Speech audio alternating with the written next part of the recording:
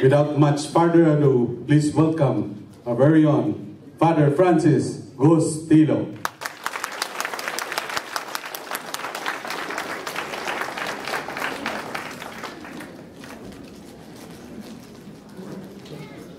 Yes, I'm the Bosco priest. I come from the Philippines. I'm sorry I lost my white collar, so I just put my cross. I feel very much privileged to be with you in New Jersey. I have been very much enriched by the community of the CFC FFL since the time that they asked me to be involved very directly with the life of the community, of the brethren, particularly in the restoration movement from 2007 until the present time. I've seen the movement, I've seen the community very vibrant in many parts of the Philippines. I've seen congresses, and above all, I have experienced so much the care and the love of couples for each other. I have become even a recipient of that love. I got sick for 6 weeks. I had sepsis. I had a blood infection. And the day that I was supposed to arrive in Manila, they stopped me in Hong Kong and they put me in a government hospital. I had to call Manila because that afternoon I was supposed to be giving a retreat to our 50 leaders of the CFC FFL. But since I couldn't do it, I just had to tell them that this time they have to do it with another priest and just pray for me during the retreat. And I didn't know that they blasted it all over. And lo and behold, in Hong Kong, there was a group of CFC FFL to take care of me every single day, on visiting hours only, of course. I arrived in Manila after 9 days. I had the great fortune to have a CFC FFL member who is a medical doctor in Hong Kong to bring me. There is a woman involved with Philippine Airlines. She resurrected my ticket that was already stale, and I was able to take the plane. She even put me to business class. And when I arrived in Makati, Medical Hospital, again, Frank Padilla, Brother Frank, Jerry, many persons came to visit, even families. And there's one curious person that came to me. It was 7:30 in the morning. I've been in the hospital maybe already in the 3rd week. And this brother Oka Oblefias, came at 7:30. I said, "What are you doing here so early?" He said, "I happened to bring my daughter to the office, and before proceeding to our headquarters in Shaw Boulevard, I thought of just seeing you." I said, "So what shall we do? I mean, I'm on the bed." He says, "No, nothing.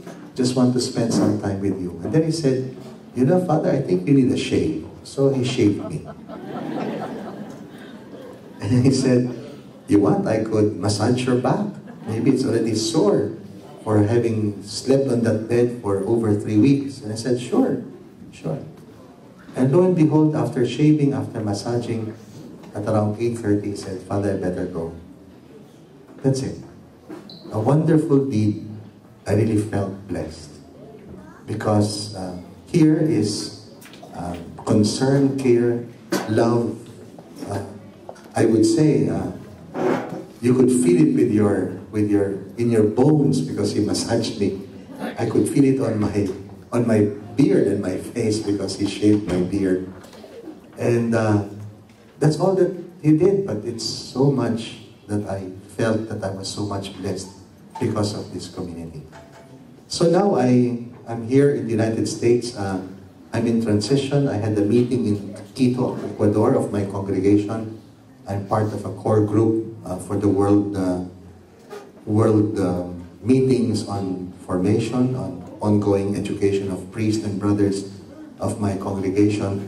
And then I looked at the calendar in the States. I found that there is a religious congress in Anaheim, in Los Angeles, come March 18 to 20. So I went to my superior and said, "Look, between February 19, where the meeting finished in Quito, and March 18, there's a month. What do you think? Can I spend a month in the States and and serve the FFL, the CFC FFL community and brethren. And my superior says, sure, the Cardinal appointed you as a director. Why not? If they invite you, go. And so here I am. I'm in transition here in New Jersey. I just said yes. It's last night something in New York. I'll go on Monday to Toronto for the community, then Vancouver, then Seattle, and then be able to go back to Los Angeles for that meeting. I also did something in Guayaquil. After Quito's meeting, I went to Guayaquil, and passing through Lima, Peru, I stopped for a while and spent 3 days again with the brethren. In those two places, my nose bled, quote unquote, because they translated my talk into Spanish and I had to read it in Spanish, Baroque in Spanish, sometimes Spanish, sometimes English, sometimes Tagalog. We are, is it okay? Can we put a tongue? I have the PowerPoint. I think it's already there. Yeah. Yeah. Did you put it on? Maybe there. Okay, just put it there. CFC FFL Court. Next point. No. Before. Yeah. As you can see it. Here's the title. The title of my sharing with you is about Jesus Christ, the first core value of our community. I'd like first to deal with you of our situation in the world. We are called postmodern people. We are no longer modern. We are postmodern. What is the meaning of postmodernity? Yes, give it up.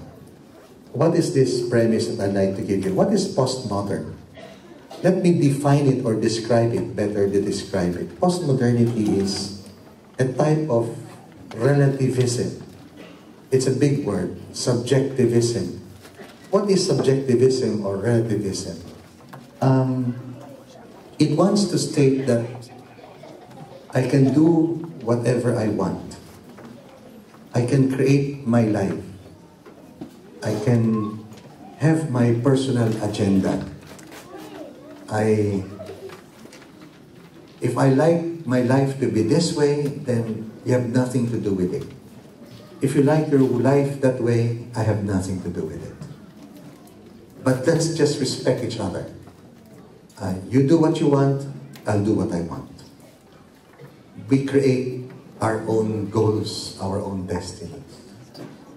And when you look at this relativism or subjectivism, it kind of says, I have not much of a concern about you, and you have not much of a concern about me. If I am this, it's because I chose to be like this. If you choose to be like that and I don't agree, no problem. I'm not going to fight with you. That's that's your choice. You're free. So it's a heightened, we could say, value of personal freedom and personal responsibility. And it's a beautiful thing, seemingly, because you're stressing the greatest gift of God to our human life is that we were made into His image. We were made into His likeness. And that image and likeness of God in us is precisely because we were gifted the same spirit that He has. A spiritual, interior capacity, giftedness called freedom. We can choose.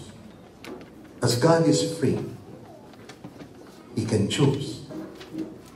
We're free, like Him. This heightened premium or value given to personal freedom and responsibility can somehow describe this question of postmodernism. But it leads, as I put the word relativism, it seems to be a relationship. No, it actually cuts off the root of relationship. Now, this particular word can go into secularism. Secularism is not always the quality of postmodernism. We are postmodern people. But what is the meaning of secular? Secular means God has nothing to do with my life.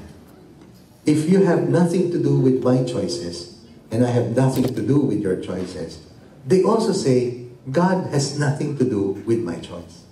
If I want to live this way, God does not have to command me. God does not have to tell me. God does not have to order me. I am free also from God. So, given that question of secularism, I'm not only cut off from my relationships with others. I'm cut off from where I came from. I do not honor my source. I do not even honor my Creator. I do not even accept I'm a creature of God. Circumstantially, I was born. I don't know why. But after that, I am free to choose my destiny. And God has nothing to do with me. It cuts me away from the very source of life. And that makes you into a secular mentality. Secular in the sense that secula seculorum, forever and ever, no? No. It means of this world. It's a worldly mentality. Don't talk about after this life. There's nothing after this life. It's all about here. It's all about now. Why am I kind of describing this to you? Because this is where we live. This is the society we're very much involved.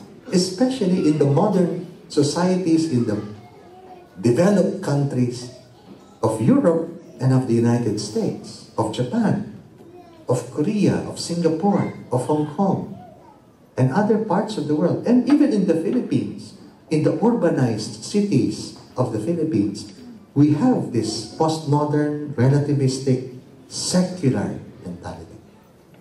God is not having anything to do with the way we live our lives. You know, that's very sad. Because it means also we don't have any more family traditions. We're cut off from our very own culture. And because we don't have any reference to the divine, we don't even have relationships deep enough for each other, then we become individualistic. Kanya-kanya in Tagalog. Each to his own. I have nothing to do with you. You have nothing to do with me. Back off. Mind your own business. Scratch your own galis. Sorry for those who cannot understand my Tagalog. Sometimes I get off with this. You know this, mind your own business. I have nothing to do with that. So, this cutting off, this disconnection, and yet we have cell phones, and yet we have internet, and yet we've got YouTube, we've got websites. Each and every individual wants to be heard, wants to be seen, wants to be known, and yet it comes from a culture of disconnection. We have all the means of connectivity. And so, you find yourself in one room with your spouse, with your children, each with their cell phone, communicating to friends, communicating to business, checking emails. And you're in front of each other taking supper, dinner, and you're not talking to each other. Sounds familiar? Oh yeah. Oh yeah.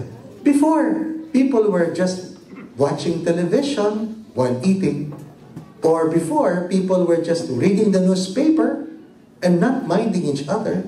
But gradually, the very means of connectivity, of communication, like cell phones, internet, it's so easy to be connected with those means.